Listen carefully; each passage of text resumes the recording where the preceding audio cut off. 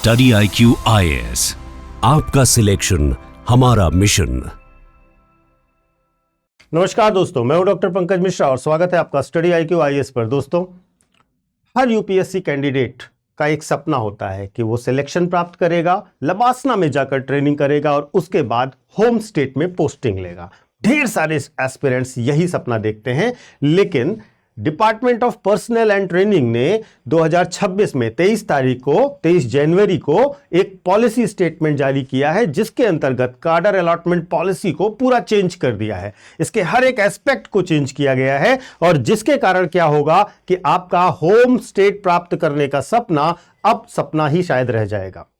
आज हम इसी पॉलिसी को डिकोड करेंगे, इसके हर एक एस्पेक्ट को समझेंगे और क्यों ये चेंजेस किए गए यह भी समझेंगे और क्यों अब आपको होम स्टेट मिलना लगभग नामुमकिन है यह भी समझने का प्रयास करेंगे। तो शुरू करते हैं अपना वीडियो, और यह वीडियो बहुत महत्वपूर्ण रूप से हर एक कैंडिडेट के लिए जरूरी है और साथ ही साथ उन लोगों के लिए भी जरूरी है, वे लोग भी इसे ध्यान से देखें जो अपने बच्चों को या अपने जानने वालों को यूपीएससी की तैयारी कराना चाहते हैं, क्योंकि होम स्टेट का जो कार्डर अलॉटमेंट है वो बहुत ही इंपॉर्टेंट रहता है हर कैंडिडेट के लिए। तो शुरू करते हैं। शुरू करने से पहले हम आपको अपना सोशल मीडिया हैंडल बता देते हैं। यूपीएससी मेंटोर पंकज सर के नाम से आप मुझे इंस्टा और टेलीग्राम पर कनेक्ट कर सकते हैं। देखिए, जो कार्डर अलॉटमेंट पॉलिसी है वो अभी तक जो चल रही थी वो 2017 की चल रही थी। जनवरी 2026 से इसमें एक बड़ा बदलाव कर दिया गया है।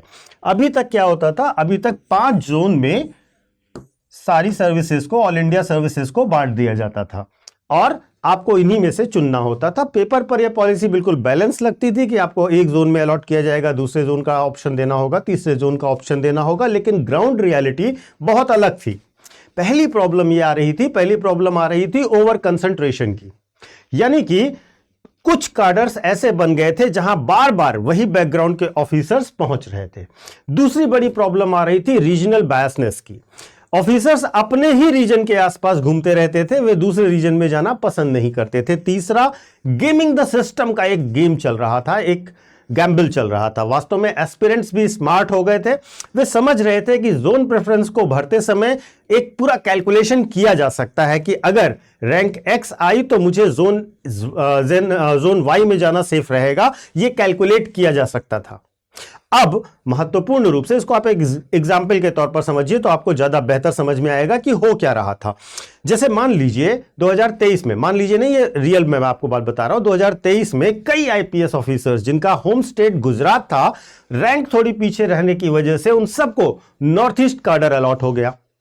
अब सोचिए, गुजरात से ही ज्यादातर आईपीएस ऑफिसर एक ही रीजन में डाल देते हैं तो क्या होता है, नॉर्थ ईस्ट कार्डर पर प्रेशर मेंटेन होता है, प्रेफरेंस सिस्टम डिस्टॉर्ट होता है और ऑफिसर्स भी उन्हें को लगता है कि उन्हें जबरदस्ती एक ही टाइप के जोन में भेजा जा रहा है। डीओपीटी ने इसी चीज को क्लैरिफाई किया और यहां पर डिसाइड किया कि random outsider allocation is damaging the national balance, इसलिए उन्होंने पूरी पॉलिसी को बदल दिया। अब क्या बदलकर किया, इन 5 जोन को बदलकर इन्होंने 4 ग्रुप्स में सारे के सारे स्टेट्स को बांट दिया और यूटीज को बांट दिया। इस पूरे एक बड़ा रेडिकल कदम है ये सरकार का, ध्यान रखिएगा कि अब जो स्टेट्स हैं वो 4 ग्रुप्स में हैं और ये ग्रुप्स अल्फाबेटिकल ऑर्डर्स में हैं, जिन्हें मैनिपुलेट नहीं किया जा सकता, क्योंकि अल्फाबेट्स को आप मैनिपुलेट कर ही नहीं सकते। अब देखिए, ग्रुपिंग में अगर आप देखिए तो यूपी त्रिपुरा के साथ चला गया है ना, बिहार आंध्र प्रदेश के साथ चला गया है, हरियाणा केरला के साथ चला गया है, राजस्थान मणिपुर के साथ चला गया है। तो अब आप एक एग्जाम्पल के तौर पर समझ सकते हैं कि स्टेट्स का एलोकेशन अब 4 ग्रुप में होगा और वो ग्रुप अल्फाबेटिकल ऑर्डर में होंगे, जोन वाइज नहीं होंगे। तो अब आप अपने होम स्टेट या उसके अगल बगल के स्टेट की कल्पना अगर कर रहे थे तो आपके लिए एक बड़ा शॉक है। एस्पिरेंट्स ये कह सकते हैं कि ये अनफेयर है, लेकिन यूपीएससी डीओपीटी का क्या कहना है कि यही है फेयरनेस, क्योंकि अब ज्योग्राफी, कंफर्ट, लॉबिंग से कोई काम नहीं होगा, सारा काम होगा प्रॉपर एलोकेशन सिस्टम से। इसके बाद एक और चीज समझिएगा कि किस तरीके से ग्रुप रोटेशन होगा। जैसे ये जो 4 ग्रुप्स बना दिए गए, ग्रुप 1 2 3 4 बना दिए गए, ये सबसे अंडररेटेड लेकिन सबसे पावरफुल रूल है, इसको ध्यान से समझिएगा। देखिए, पहले क्या होता था, कि आपने अपनी प्रेफरेंसेस भर दी, उसी हिसाब से आपको जोन अलॉट हो रहा है। अब ग्रुप प्रायोरिटी जो है वो हर साल रोटेट करेगी, यानी कि 2026 में मान लीजिए कि ग्रुप 1 पहली प्रायोरिटी पर है, ग्रुप 2, फिर ग्रुप 3, ग्रुप 4। इसके बाद वर्ष 2027 में ये चेंज हो जाएगा, प्रायोरिटी चेंज हो जाएगी। ये बहुत ध्यान से समझिएगा। मान लीजिए आपने एग्जाम दिया 2026 में, ग्रुप 1 जो है वो फर्स्ट पॉइंट पर था और ग्रुप 4 लास्ट पॉइंट पर था, लेकिन 2027 में ग्रुप 4 जो है वो आपका सेकेंड हाफ में आ जाएगा, ये चेंज हो जाएगा। तो अब इससे क्या होगा, एस्पिरेंट्स के लिए यह चीज ध्यान रखनी बहुत जरूरी होगी कि मैं कौन सा कार्डर चाहता हूं, इससे ज्यादा इंपॉर्टेंट हो जाएगा कि मैं किस साल सिलेक्शन पाऊंगा। यानी कि समूहों का क्रम अब स्थिर नहीं रहने वाला, यह हर साल रोटेट होगा। जिस साल आप परीक्षा पास करेंगे उस साल कौन सा ग्रुप पहले स्थान पर है, यह आपके आवंटन को अवश्य प्रभावित करेगा। तो सबसे बड़ी चीज क्या हुई, यह शांति से नीचे छोटा सा लिखा हुआ नियम जरूर है, लेकिन यह ग्रुप रोटेशन अब आपके कार्डर एलोकेशन को बड़े पैमाने पर प्रभावित करने जा रहा है। इसके साथ साथ ये नियम जो बदले हैं ये स्टेट्स के लिए भी बदले हैं। सबसे पहली चीज, एक बड़ा एडमिनिस्ट्रेटिव रिफॉर्म किया गया है कि अब स्टेट लेवल पर वैकेंसी क्या होता था, स्टेट कभी भी भेज देते थे, यूपीएससी उन वैकेंसीज को एडजस्ट कर लिया करती थी। लेकिन अब डीओपीटी ने साफ किया है कि 31 जनवरी के बाद आप कोई भी वैकेंसी अगर भेजते हैं तो वह वैकेंसी नहीं मानी जाएगी, यानी कि 0 वैकेंसी मानी जाएगी। मान लीजिए फॉर एग्जाम्पल बिहार को 6 आईएएस चाहिए थे और उन्होंने 31 जनवरी तक केवल 2 की मांग प्रस्तुत करी, तो डीओपीटी बोलेगा कि ठीक है केवल 2 ही मिलेंगे और कार्डर गैप चाहे भले ही बिहार में अब 6 का हो, लेकिन एलोकेशन केवल 2 आईएएस ऑफिसर का होगा। इसलिए यहां पर यह चीज बहुत जरूरी है कि 31 जनवरी तक जो भी डिमांड आएगी केवल उतना ही कार्डर में उतने ही सिलेक्शन आपको अलॉट किए जाएंगे। एक और बात यहां पर बहुत इंपॉर्टेंट ध्यान रखिएगा, जो ईडब्ल्यूएस है, इकोनॉमिकली वीकर सेक्शन है, उनके लिए कोई आरक्षित रिक्तियों में उनके लिए जो आरक्षित रिक्तियां हैं उनको अनारक्षित श्रेणी का ही हिस्सा माना जाएगा कार्डर अलॉटमेंट में। यानी कि ईडब्ल्यूएस कोई अलग कार्डर नहीं एलोकेशन में प्राप्त करेगा, उसको अनरिजर्व्ड कैटेगरी में ही कार्डर अलॉटमेंट के दौरान ट्रीट किया जाएगा। इसके बाद जो अगला बड़ा चेंज है वह यह है इनसाइडर एलोकेशन का। देखिए स्टेट में कुछ इनसाइडर वैकेंसीज होती हैं, कुछ आउटसाइडर वैकेंसीज होती हैं। तो अब यहां पर एक बड़ा चेंज किया गया है कि अब होम स्टेट को लेकर के जो बड़ा मिसकंसेप्शन था, पहले क्या होता था कि आपको जोन प्रेफरेंस भरना जरूरी होता था, अब आपसे केवल एक सवाल पूछा जाएगा और वो सवाल यह है कि आपकी विलिंगनेस या सहमति है होम स्टेट के लिए या नहीं। अगर आपने हां कहा तब तो आप इनसाइडर के लिए योग्य होंगे और उसके बाद अगर आपकी मेरिट है तो आपको होम स्टेट मिल सकता है, लेकिन अगर आपने नहीं भरा तो आपको आउटसाइडर माना जाएगा। ध्यान रखिएगा कि आवंटन सख्ती से मेरिट या रैंक के क्रम में ही होगा और यदि उम्मीदवार ने गृह राज्य के लिए स्पष्ट रूप से हां नहीं कहा है तो इनसाइडर कतई नहीं माना जाएगा। और एक साइकिल में 25 उम्मीदवार, ये एक बड़ा मुद्दा है, इसको भी मैं आपको डिटेल में समझाता हूं। लेकिन एक बात यहां पर ध्यान रखिए, भले ही आपकी रैंक 1 आई हो और आपने विलिंगनेस नहीं भरी है होम स्टेट के लिए तो होम स्टेट भूल जाइए, ये पॉलिसी बहुत ब्लंट है। अब ये 25 कैंडिडेट का साइकिल भी समझिएगा, इससे भी आपको बहुत इंपॉर्टेंट बात समझ आने वाली है। देखिए अब तक पॉलिसी का जो चेंज है वो इस पॉइंट पर आकर के रुक जाएगा कि 25 कैंडिडेट को ही एक बैच में माना जाएगा। आप यूं समझिए कि आवंटन 25 उम्मीदवारों के साइकिल में होगा, 1 से 25 रैंक तक की एक साइकिल चलेगी, फिर 26 से 50 तक की रैंक वाली दूसरी साइकिल चलेगी। और एक साइकिल में ध्यान से समझिएगा, एक साइकिल में एक कार्डर मिलेगा और सिर्फ एक इनसाइडर को वैकेंसी मिलेगी। यह ध्यान रखिएगा, एक साइकिल के भीतर एक कार्डर में केवल एक इनसाइडर आवंटित किया जाता है। अब ध्यान से समझिए इसको क्या हो रहा है। मान लीजिए कि कोई रैंक 7 है, यूपी का है, तो उसको इनसाइडर मिल गया, लेकिन उसी साइकिल में मौजूद 24 रैंक वाले को, क्योंकि 25 तक पहली साइकिल मानी गई, तो अब 24 वाले को क्या किया जाएगा, रैंक 26 पर भेज, मतलब साइकिल जो 26 वाली साइकिल है उसमें भेज दिया जाएगा। पहली साइकिल में अब उसको कंसीडर किया ही नहीं जाएगा। तो यहां पर ध्यान रखिएगा कि यह मेरिट का इशू है, ना कि और साथ ही साथ टाइमिंग का और साइकिल का भी गेम हो जाएगा। केवल मेरिट से अब काम नहीं चलेगा, आप किस साइकिल में पड़े हैं उस पर भी असर पड़ेगा कि आपको होम टाउन मिलेगा, होम स्टेट मिलेगा सॉरी, या नहीं मिलेगा। ध्यान रखिएगा, कई बार इससे क्या होगा कि रैंक 40 वाला खुश हो सकता है और रैंक 18 वाला दुखी हो सकता है। इस चीज को थोड़ा सा आसान भाषा में समझने की कोशिश कीजिएगा। अभी मैं आपको 25 वाले का एग्जाम्पल एक बार और दूंगा। पहले आप ये समझिए कि अगर इनसाइडर सीट खाली है तो एक्सचेंज कैसे होगा, कैसे दूसरे कैंडिडेट को मिलेगा। मान लीजिए इनसाइडर सीट खाली है, उसके बाद जनरल इनसाइडर कैंडिडेट नहीं मिला, तो सबसे पहले प्रेफरेंस दी जाएगी एसटी कैंडिडेट को, उसके बाद एससी कैंडिडेट को, उसके बाद ओबीसी कैंडिडेट को, और अगर वो भी नहीं मिलता है तो इसको आउटसाइडर सीट में कन्वर्ट कर दिया जाएगा। ध्यान रखिएगा, एक्सचेंज तभी होगा जब करेस्पॉन्डिंग आउटसाइडर सीट भी अवेलेबल हो, बैलेंस को बिगड़ने नहीं दिया जाएगा। इसमें तो आउटसाइडर सीट का उपलब्ध होना जरूरी है। यदि कोई इनसाइडर किसी भी श्रेणी का नहीं मिलता है तो इसको आउटसाइडर में बदल दिया जाएगा।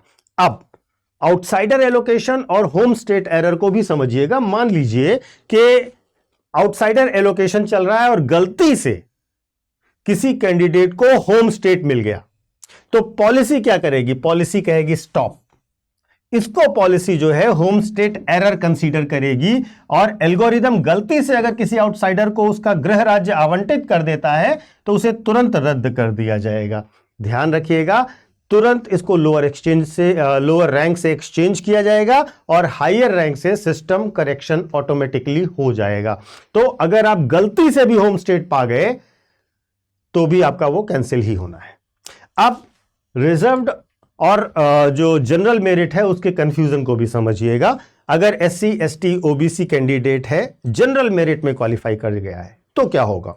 देखिए, अगर रिजर्व कैंडिडेट क्वालिफाई कर गया है जनरल मेरिट में तो सबसे पहले प्राथमिकता दी जाएगी जनरल इनसाइडर सीट पर, और अगर उसके बाद वो नहीं जगह बचती है तो रिजर्व इनसाइडर सीट पर उसको जगह दी जाएगी। तो पहले उसको जनरल इनसाइडर सीट पर ही जगह देने का प्रयास किया जाएगा और अगर नहीं मिलता है तो रिजर्व इनसाइडर सीट पर जाने को मिलेगा। इससे क्या होगा, इससे मेरिट डाइल्यूट नहीं होगी और अगर SC ST OBC candidate hire merit पर आ गया है तो उसके साथ जस्टिस भी होगा। यहां पर एक ह्यूमन तरीका भी अपनाया गया है उन कैंडिडेट्स के लिए जो कि पीडब्ल्यूबीडी कैंडिडेट्स। देखिए, पीडब्ल्यूबीडी कैंडिडेट्स के लिए एक मानवीय छूट का प्रावधान किया गया है। इनके लिए पॉलिसी थोड़ी सॉफ्ट रखी गई है। इनको सबसे पहले होम स्टेट देने का प्रयास किया जाएगा और अगर होम स्टेट नहीं मिलता है तो इन्हें प्रेफर्ड स्टेट में सीट देने का प्रयास किया जाएगा। यानी कि पहले गृह राज्य और अगर नहीं हुआ तो एक अतिरिक्त पसंदीदा राज्य को वे चुन सकते हैं। यदि गृह राज्य भरा हुआ है तो उन्हें तुरंत उनका पसंदीदा राज्य दिया जाएगा, भले ही, ध्यान दीजिएगा, भले ही वहां आउटसाइडर रिक्ति ना हो तो नई रिक्ति बनाई जाएगी लेकिन उन्हें वही स्टेट दिया जाएगा। ध्यान रखिएगा, साइकिल में पीडब्ल्यूबीडी कैंडिडेट्स को सबसे अंत में रखा जाता है ताकि जनरल उम्मीदवारों का आवंटन पहले हो सके लेकिन उन्हें राज्य के एलोकेशन में प्राथमिकता दी जाएगी। यह बात बहुत ध्यान रखिएगा। इसको थोड़ा सा एक एग्जांपल से समझते हैं। मान लीजिए कि यूपी का कोई पीडब्ल्यूबीडी कैंडिडेट है जिसने राजस्थान के लिए अपनी प्रेफरेंस भरी हुई है। राजस्थान में आउटसाइडर सीट है नहीं, तो अब क्या होगा, वहां पर नई सीट बनाई जाएगी लेकिन एलोकेशन कर दिया जाएगा। लास्ट साइकिल तक इनका एलोकेशन में होगा क्योंकि फेयरनेस भी बनाए रखनी है और यह होगा लास्ट साइकिल में जाकर के। अब इस पूरे सिनेरियो को एक एग्जाम्पल से समझिएगा जिससे आपको बेहतर ढंग से समझ में आए। मान लीजिए कोई एक कैंडिडेट है रोहन, जिनकी रैंक 1 है, ठीक है। तो ये आ जाते हैं 1 से 25 वाले साइकिल में। 2026 में ग्रुप 1 से शुरुआत होगी। रोहन ने विलिंगनेस यस भरा हुआ है तो इसका परिणाम यह होगा कि रोहन को बिहार, जो कि इनसाइडर सीट आवंटित किया गया है और साइकिल के पहले इनसाइडर है और इन्होंने अपने होम स्टेट के लिए यस किया होता, विलिंगनेस दिखाई हुई थी। तो चूंकि इनकी रैंक 1 है और 1 से 25 वाली पहली साइकिल में आ गए हैं तो इनको बिहार अलॉट कर दिया जाएगा। लेकिन अब इसी 1 से 25 वाले में एक और बच्चा है रोहन, जो कि 15 रैंक पाया है। तो अब बिहार में एकमात्र इनसाइडर सीट थी जो पहले ली जा चुकी है। सॉरी, मान लेते हैं ये बच्ची है प्रिया, रोहन ने वो सीट ले ली है। अब प्रिया जिसकी रैंक आई है 22, यह भी 1 से 25 वाले फर्स्ट साइकिल में ही आ रही है, लेकिन अब इसको साइकिल 2 में भेज दिया जाएगा। परिणाम क्या होगा कि अब प्रिया को गृह राज्य मिलने की संभावना लगभग समाप्त हो जाएगी। इसे साइकिल जोखिम आप कह सकते हैं। तो क्या हो रहा है कि चूंकि रैंक 1 ने पहले ही बिहार वाली इनसाइडर सीट फिल कर दी है, तो अब इनका पहली साइकिल में तो होना संभव ही नहीं है। तो अब इनको दूसरी साइकिल में भेजा जाएगा, जहां पर इनके लिए अब होम स्टेट प्राप्त करना लगभग असंभव हो जाएगा। तो इस पूरे पॉलिसी को समझने के बाद आप इसके कुछ कोर पॉइंट्स को दोबारा से रिवाइज कर लीजिए। सबसे पहले 5 जोन्स को हटाकर 4 अल्फाबेटिकल ग्रुप बना दिए गए हैं। दूसरा, ग्रुप्स की प्राथमिकता हर साल रोटेट होगी, चक्रित होगी, ABCD में चेंज होता रहेगा।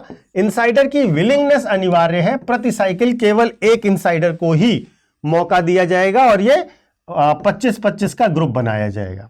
और लास्ट में रोस्टर सिस्टम आउटसाइडर पर लागू होगा। आउटसाइडर कोटे से होम स्टेट नहीं मिल सकता है, यह बात बहुत ध्यान रखिएगा।